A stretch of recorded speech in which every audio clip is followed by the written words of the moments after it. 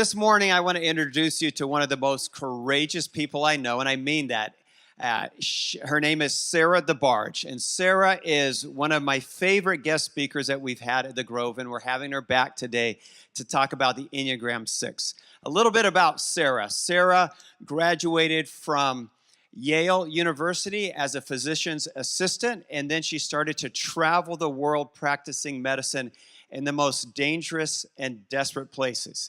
And I love Sarah's heart for lifting up the least and the last, the immigrant and the foreigner, loving all people in the name of Jesus Christ. The way she lives is a way we keep calling people at the Grove to live. It's what our church is about. Sarah is also a prolific writer. She's written a book titled The Invisible Girls about a family that she met, immigrants from Somalia in Seattle. And then she writes about Togo in her book titled Well. We have them in the lobby. You need to take one home. But first, give a really warm welcome to Sarah Thebarge. Sarah, welcome back. Louder, Grove. Louder than that. Louder than that. Thank you, Sarah. Thank you. Good morning. Good morning. It's great to be back with you all again. So I'm Sarah. Like Palmer said, I got a degree in medicine from Yale, and then I went to journalism school. And so I practice medicine part-time, and then I also write.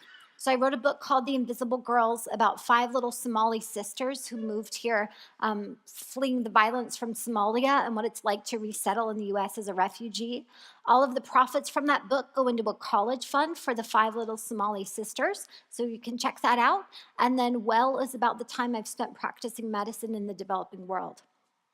And that book is available as well. As a writer, one of the questions that I often think about is if I was tasked with writing the Bible, with writing the story of redemption in the world, who would I pick to be the heroes of that story? This morning, I'd like you to think about that question. If you were tasked with writing the Bible, who would you pick to be the heroes of the story? I think I would pick people who were really strong, who were really brave, who didn't make big mistakes, who didn't doubt, who just charged in and took over and got it done. Because that's how I would write the story, I am confounded when I actually look at the Bible and see how God wrote the story. God doesn't pick people who are brave and who don't feel fear and who get it done perfectly the first time. God picks really unlikely characters to play important roles in the story. God picks Moses when he wants someone to go to Pharaoh, to this powerful, cruel man, and say, let my people go. He doesn't pick a great orator. He picks this guy who's really insecure, who stutters, says, you go to Pharaoh. Moses is like, God, I don't think so. And he resists and he argues with God, but eventually he says, okay, he goes and he has to say it 10 times, let my people go. But eventually Pharaoh does. And then when the Israelites are in the promised land and they get overtaken by the Midianites, God wants to create an army that's going to drive the Midianites out. But he doesn't go pick a military general. He goes into this dark room, into this wine press, and he finds the guy who's cowering in the corner. And he says, hey, Gideon, mighty warrior. Gideon's like, what? Mighty warrior, you're the one who's going to lead this army. Gideon says to God, I don't think so. He tests God. God comes through again and then again. Gideon says, okay, I'll do it. He amasses an army of 32,000 people. God says, that's too many. Tell those men, if you're afraid, you can go home. 20,000 men go home. He's left with 10,000. Not great, but okay. God says, still too many. Whittles it down till it's just Gideon and 300 men who were supposed to fight Midianites, who the Bible says has more people and camels than you could possibly count. And it's these guys. It's this ragtag army that goes to war against the Midianites, and they win. What? If we're creating a battle scene in our story, that's not the army that I would choose. That's who God chose. And then later in the story, there's an important baby that has to come into the world. God doesn't pick a young, happy, healthy couple to have this child. God picks Sarah and Abraham in the Old Testament, Elizabeth and Zechariah in the New Testament. These women are elderly. They're like 90 years old, and God's like, you're the one that's going to have this baby. Sarah falls out of her chair laughing because that idea is so ridiculous. Elizabeth's husband, Zechariah, is dumbfounded and can't talk for 9 months. He's speechless. But sure enough, that's who God chooses. And then we have Paul, who's potentially the most unlikely hero of all. Paul was persecuting and killing Christians. God knocks him down. He says, hey, by the end of this week, you're not only going to stop persecuting the Christians, you're going to become one of them. And Paul is absolutely transformed, and he becomes the person who writes the majority of the New Testament and spreads the gospel all around the known world. That's amazing. It's as crazy as if a member of ISIS suddenly got knocked out, woke up a Christian, became a missionary, spread the love of Jesus all around the world. We're like, what happened? It's incredible. But the fact that God chooses these unlikely characters to tell the story of redemption should give us hope. Because if God can use these people who are really unlikely, what it means is that God can use me and God can use you. As an Enneagram 6, I'm especially comforted by that fact because we're prone to fear and anxiety and doubt. The fact that God can work with people who feel the way that I do is incredible. Richard Rohr says about the Enneagram that each Enneagram type contains terrible and splendid possibilities. So the splendid possibilities of being an Enneagram 6 is that we are loyal. We don't quit people. We hang in there. When we believe in a cause, we don't give up. We keep going. We connect with people. We're empathetic. We're compassionate. The terrible possibilities of the Enneagram 6 is that we are prone to anxiety and to fear. We get incredibly worried to the extent of being paranoid that people that we trust are going to abandon us, and so we become clingy and mean sometimes, and that drives the people that we want the most to be around us farther away. The Enneagram 6 is called the Loyalist. The path of transformation for the Loyalist is to go from being fearful to having courage. So for each Enneagram type, there's a transformational path. It starts with what are you like if you're living into your greatest weakness? For the 6 is that sphere. And then what are you like if you're living into your greatest strengths? For the Enneagram 6, it's courage. For those of you who are 6s, it might be helpful for you to understand the difference between fear and anxiety.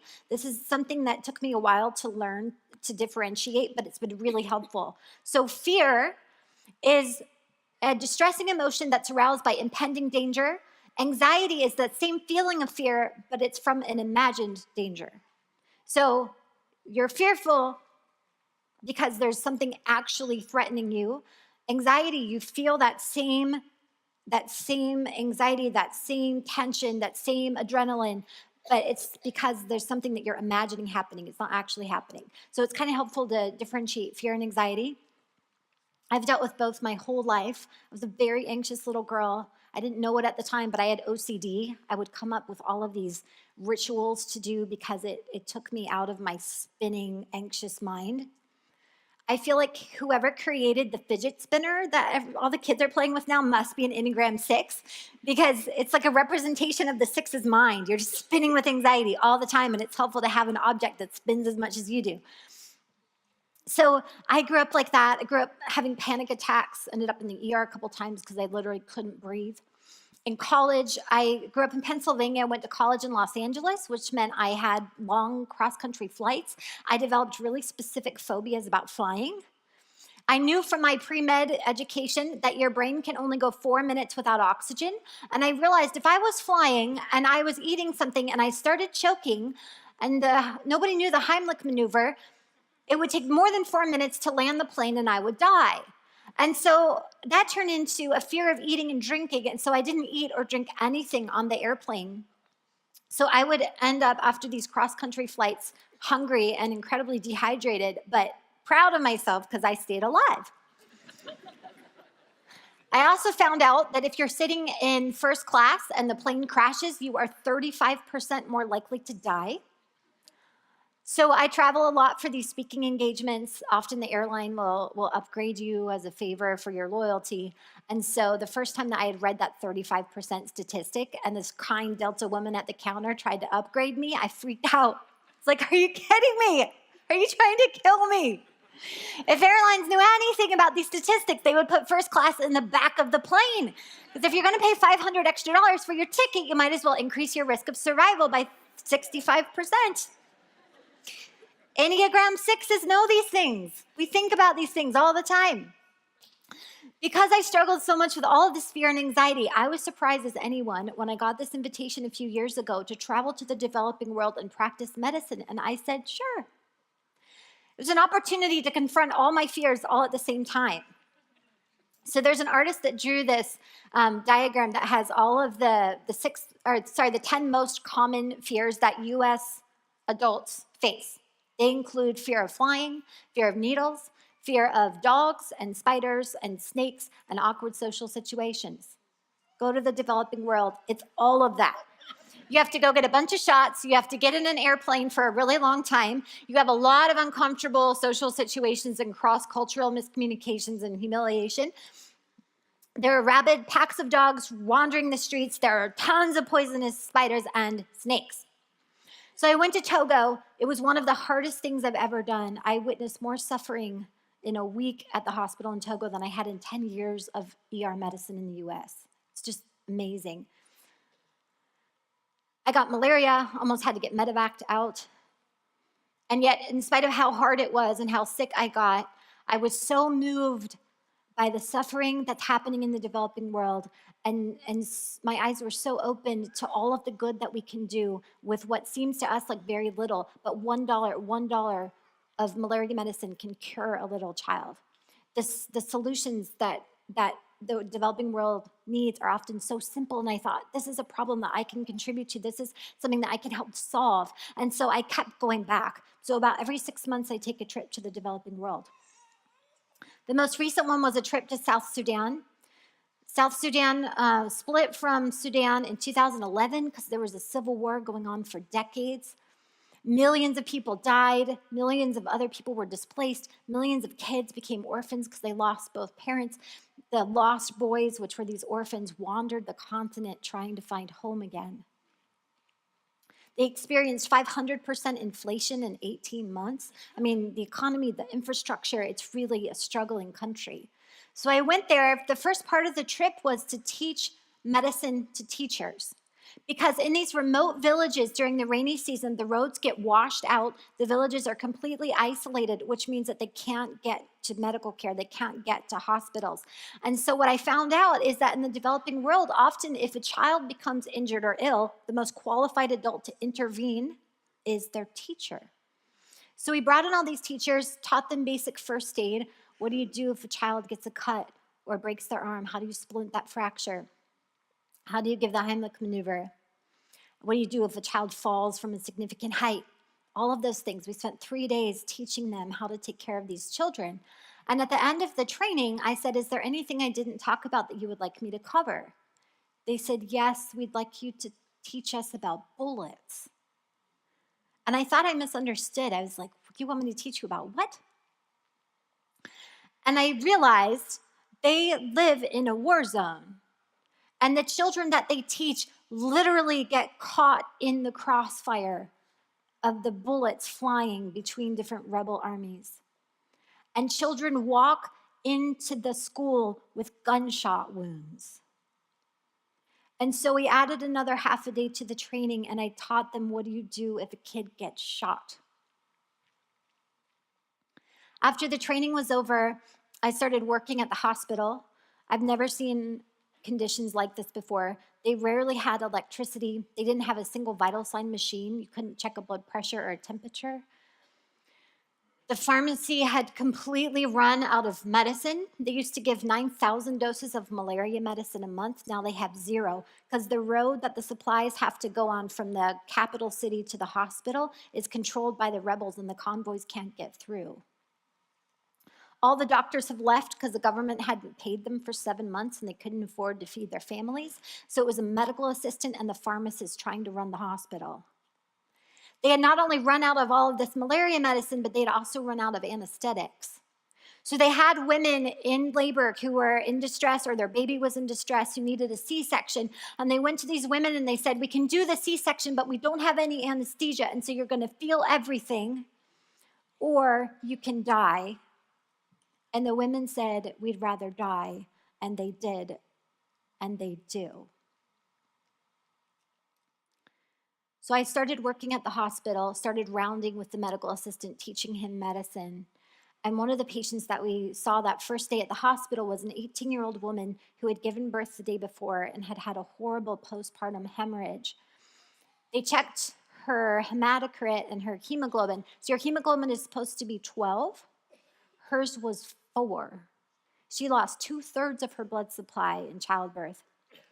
And she was circling the drain, as we say in medicine. She was listless. Her heart was pounding. She was breathing really fast. And I said, this woman needs a stat blood transfusion. Otherwise, she's going to die like right now. The lab was locked. The only guy that had a key wasn't paid by the government for 7 months, so we had another job. So we had to go track down the guy with the key to the lab. We had to draw blood from everybody we could find at the hospital, and we had to cross it with the woman's blood to see if there was a match. So we checked everybody that we could find. There was no match. I kept working and seeing other patients, and every time I would walk by this woman's bed, she would just look worse and worse and worse. And I thought, God, we need a miracle.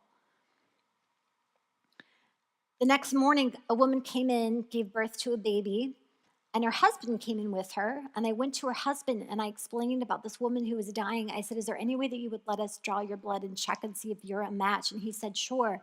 And sure enough, he was the match. So we were able to get this young woman the transfusion that she needed. And in a matter of hours, I watched this woman come back to life. I watched her sit up and smile and nurse her baby. And I watched her husband hold her hand. And I went around the corner and I just lost it. I just wept. And I thought, for how hard it is to be in South Sudan, for how dangerous it is to travel into a war zone, it is all worth it for this one moment. For this one woman that gets to come back to life, for this one little family that gets to leave the hospital with the mom and the baby still alive. It's all worth it. And in that moment, I realized something. So before I left for South Sudan, all my friends and family kept saying, you're so brave, you're so brave. And I didn't know why, but I didn't like that word. Because I thought, if you only knew how afraid I am. When I go to the State Department website and they say, we won't forbid you to go to South Sudan, but you have to know if you choose to go and you get into trouble, we're not coming for you. And I had to update my will and have this conversation with my dad about what I wanted to happen to my body and my possessions if I didn't make it out alive. I was terrified, but I did it anyway. And I realized that day in South Sudan, there's a difference between being brave and having courage. And it's this: when you're brave, you do something bold because you just don't feel the fear. You charge into battle, you jump out of planes, you just don't feel afraid, so you do it. Being courageous, however, means that you feel all the fear, but you choose to do something bold anyway because something matters more. The path of transformation for an Enneagram 6 is not to be brave. It's not to ignore the fear or not feel it. It's to become courageous, which means you feel all the fear, and yet you go beyond it because there's something that matters more. Every morning that I was in South Sudan, I read 1 John 4. It's an amazing chapter. The quote that I love from 1 John 4, it says, there is no fear in love, but perfect love drives out fear. The one who fears is not made perfect in love. And I just latched on to that line. There is no fear in love. There is no fear in love. Because what we realize is that when we are held by the love of God, this love that is high and wide and long and deep and stronger than death itself, we are held in that love. And so in spite of the danger, in spite of the fear, in spite of death itself, our souls exist in a place where danger and death cannot go. And when we are held in that much love, it drives away the fear. And it helps us to have courage to live out of love instead of listening to that fear. There is no fear in love. Over and over and over again. When I was getting ready to go to South Sudan, when I was crossing the border, when I was in a little plane that was as big as a car, it didn't have seats, it just had benches and no seat belts, and it's rattling like this as we're taking off. I'm like, there is no fear in love. I got assaulted at the market by this crazy man, and I'm on the ground holding my head like this, waiting for somebody to pull him off of me. There is no fear in love. And living in a war zone, there is no fear in love. There is no fear in love. Do not be afraid is the most commonly repeated command in the entire Bible. Don't be afraid. Do not worry. Don't be anxious. Have courage. Take heart. I love that one. Take heart. Because the word courage comes from the Latin word cor, which means heart. We see it in other languages that are derived from Latin. In French, it's cor, that's heart. In Spanish, corazon. In Latin, cuore, it's heart. Because what we need to make that path of transformation from fear to courage is not a change of mind, it's a change of heart. It's not a leap in logic, it's a deep experience of love. That's what helps us to become courageous. That's what helps us to be bold enough to love the world. This morning, my friends, I would suggest to you that no matter what Enneagram type you are, all of us have to make this path of transformation that goes from fear to courage. And I would suggest that there are 3 steps that we can take to do that. The first step is you have to own your fear. We do so many things that are damaging to ourselves and to other people and to our communities, and we don't even know why we're doing them, but when we look at the root, it's fear. We buy houses and cars and clothes and beauty treatments that we simply can't afford, and we go way over our head in debt because we want to project this image. Why? Because we're afraid that if people knew us for who we really are, that wouldn't be enough. So we create this incredible, expensive, elaborate facade to fake it. We are mean to each other in comment sections, online. There's all kinds of shaming. There's body shaming and mommy shaming and all this shaming. Why do we pick on each other like that?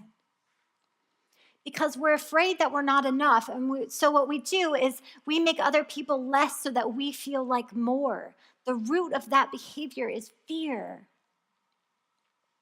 Why do we make up lies about immigrants and refugees, that they're stealing our job, that they're committing all this crime, when actually they're very hardworking, lovely people who commit the least amount of crime? Why do we say that about other people? Because we're afraid that there's a limited amount of resources, a limited amount of people who can belong. And when we include other people, maybe we'll belong less. And so we shut them out. Why do we do that? We're afraid. Before we can take the next step, before we can love the world and love our neighbors as ourselves, we have to own the fear. You have to own it. You have to see it for what it is. God can work with that.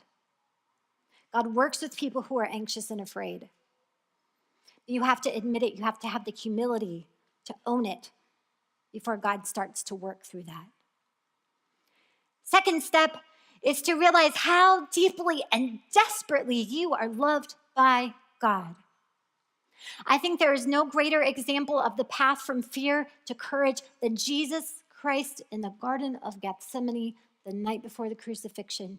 He is terrified. He's terrified. He's sweating drops of blood. He spends hours pleading with the Father, saying, please no, please no. But in the end, Jesus surrenders, and he is tortured, and he is stripped naked, and he is crucified, and he suffocates to death on a cross. Why?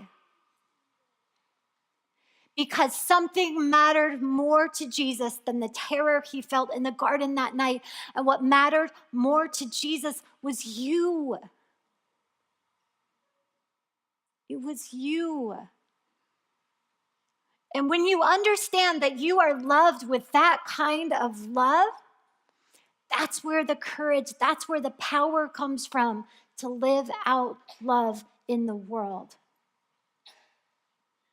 Jesus Christ loved you that much that night in the garden. He loves you that much now. The third step that we take on this path of transformation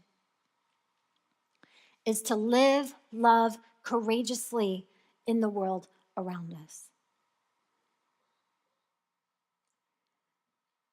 To acknowledge our fear and to do things that scare us, to do things that are risky, to do things that are bold anyway, because we see what matters more. The thing that's really interesting in 1 John is that the juxtaposition isn't love and hate. We don't fail to take action in a world that's suffering and drowning because we hate the world. We fail to take action because we listen to our fear. What courage does is it helps us move past the fear and actually love the world enough to do something about it. One of my favorite stories that I'll leave you with as we wrap up this morning is Martin Luther King Jr. talking about the parable of the Good Samaritan. So Martin Luther King Jr. says, the difference between the priest and the Levite who walk by a dying man and leave him to die, and the Good Samaritan who actually stops and helps this man is this. When the priest and the Levite see a man dying at the side of the road, they ask the question, if I stop and help this man, what will happen to me? But the Good Samaritan reverses the question. And he asks, if I don't stop and help this man, what will happen to him? My friends, what it means for us to have courage is to reverse the question. It's to stop asking, if I give generously, if I go to places that scare me, if I put my resources and my life on the line, what will happen to me? No, that's the wrong question. The question that we're to ask as followers of Jesus is, if we don't stop to help the waiting world, what will happen to them? As we take bold action, as we move past our fear, as we go into the places that we're afraid of, as we go to people that are challenging, as we go into these broken places, what we'll see is that God uses us, this unlikely cast of characters though we may be, in spite of the anxiety and fear, in spite of our mistakes and our flaws, God uses us to make this broken world healed and whole and well. Amen.